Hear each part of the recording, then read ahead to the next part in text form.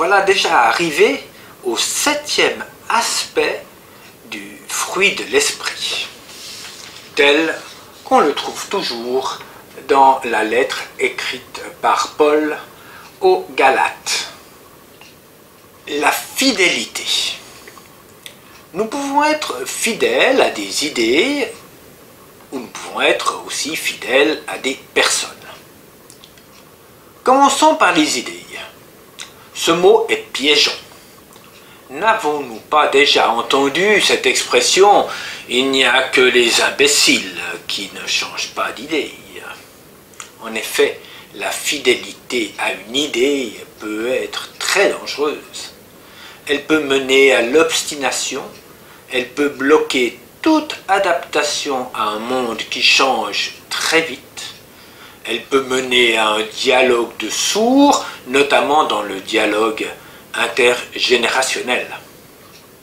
Oh, loin de moi d'inviter les gens à être des girouettes, à changer d'idée comme de chemise, en particulier pour être accepté dans un groupe, ou pour toujours être d'accord avec son interlocuteur.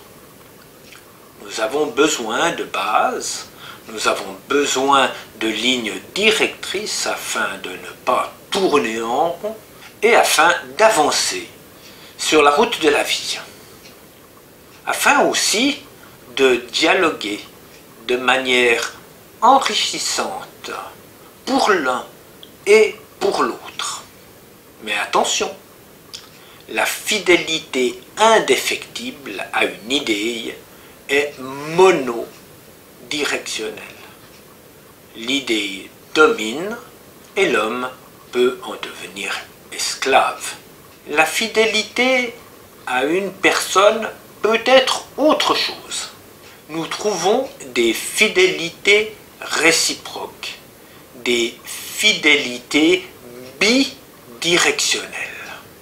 La fidélité bidirectionnelle entre les personnes, c'est une alliance, c'est un engagement pris l'un envers l'autre et réciproquement. Ah, les personnes mariées qui m'écoutent savent que cela a un prix, ne dit-on pas pour le meilleur et pour le pire. La deuxième partie de la Bible porte un nom un peu démodé, le Nouveau Testament. Oh, ça sonne un tout petit peu de manière macabre, mais normalement on aurait dû traduire l'expression en Nouvelle Alliance. Oui, c'est une alliance entre Dieu et nous. Cette alliance scellée par le sang de Jésus à la croix. Si nous acceptons cette alliance, alors Dieu fera toujours sa part, car Dieu demeure et reste fidèle.